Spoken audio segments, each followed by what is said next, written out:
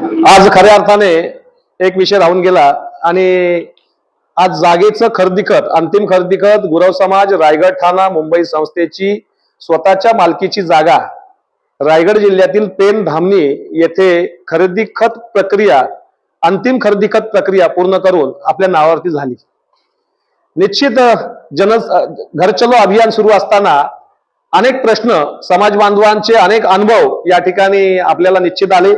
त्या प्रवासामध्ये स्वतः रमेश काका राजगुरव, रमेश गुरव, विजय साळुंके, मोरे ही सगळी मंडळी, अमोल गुरव सगळे या ठिकाणी जे आहेत ते सर्व मंडळी बऱ्याच अंशी प्रत्येक विभागामध्ये होती।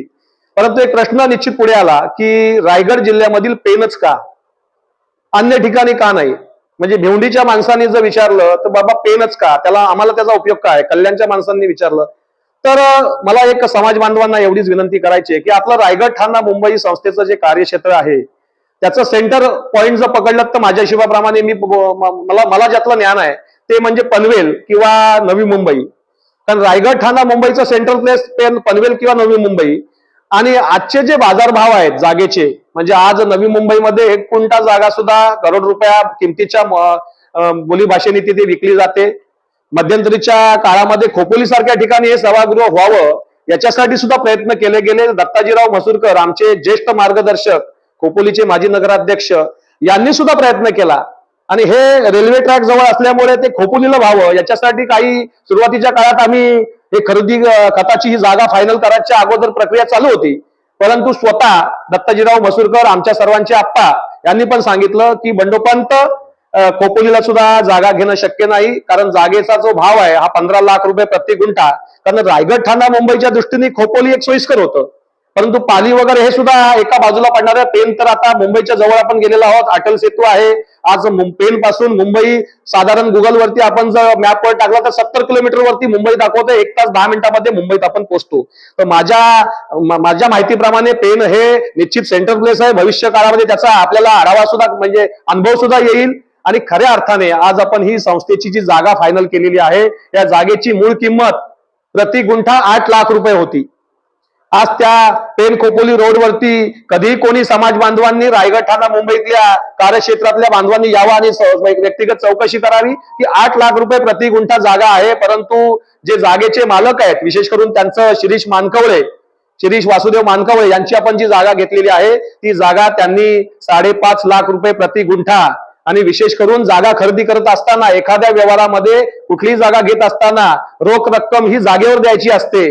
पण या माणसाने एक मित्रत्वाच्या नात्याने किंवा आमच्या सर्वांच्या एक जे संबंध होते जीवाभावाचे त्या माध्यमातून जे शिरीष वासुदेव मानकवळे जागेचे जे मालक आहेत यांनी साधारणतः 6 महिन्यापेक्षा जास्त कालावधी हा समाज मंदिरासाठी, या जागेसाठी आपल्याला दिला। त्या 6 महिन्यामध्ये हा व्यवहार आपण 33 लाखाचा 31 मार्च 2024 पर्यंत, स्वतः आज ऑक्टोबर महिना चालू आहे आणि 6 महिन्यापूर्वी जागेच्या मालकाला 33 लाख रुपये आपण देऊन पूर्ण केलेले आहेत। कारण 31 मार्च ही डेडलाईन होती। कुठच्याही व्यवहारामध्ये 6 महिन्याचा कालावधी मिळत नसतो। मुळामध्ये या जागेची जी किंमत 2.5 लाखांनी कमी झाली होती आणि खऱ्या अर्थाने 15 लाखाचा फायदा हा मुळातच संस्थेचा साळुंके साहेब काका झालेला आहे। आणि मला असं वाटतंय की ज्यांचा प्रश्न होता की पेनच का, तर पेनला जागेचा जो बाजारभाव आहे, आजही आम्ही सांगतोय की भविष्यामध्ये अशीच समाज मंदिरं प्रत्येक तालुक्यात झाली पाहिजेत। आपण त्या भागामध्ये शासकीय जागा जर असतील तर ते पुढे येऊन तुम्ही ते आम्हाला अध्यक्ष म्हणून कळवा, त्यामध्ये राजकीय ताकद लावून आपण त्या ठिकाणी सुद्धा समाज मंदिर बांधण्याचा प्रयत्न करू। परंतु पेनच का याचं उत्तर मला वाटते समाज बांधवांना या व्हिडिओच्या माध्यमातून मिळालं असेल। आपली काही व्यक्तिगत भावना असेल, व्यक्तिगत प्रश्न असेल, लवकरच आज संध्याकाळी देणगीदारांची नावं सुद्धा संपूर्ण महाराष्ट्रातील समाज बांधवांसाठी व्हॉट्सअपच्या माध्यमातून पाठवली जातील। अतिशय पारदर्शक येणाऱ्या संकल्पपूर्ती महामेळाव्यामध्ये प्रत्येक समाज बांधवाला त्या देणगीदारांची पुस्तिका स्वरूपात त्याची माहिती दिली जाईल, किती पैसे जमले, किती खर्च झाले। कारण संस्थेमध्ये मी अध्यक्ष झाल्यापासून कुठल्याही प्रकारचा 1 रुपया खर्च होत नाही, खर्चाचा कॉलम नाही। कारण जमेची बाजू दाखवतो, खर्च अध्यक्ष म्हणून ईश्वर कृपेने अध्यक्ष करत असतो। याची सर्व कल्पना कार्यकारी मंडळाला आहे। आपला मनातला जो प्रश्न आहे याचं उत्तर मी खऱ्या अर्थाने दिलेलं आहे। एवढीच या ठिकाणी आपल्याला विनंती करतो, आपले प्रश्न असतील, व्यक्तिगत अध्यक्ष 24 तास सेवा द्यायला तयार आहे, आपण तो प्रश्न मला विचारावे। जय हिंद, जय महाराष्ट्र, जय गुरु।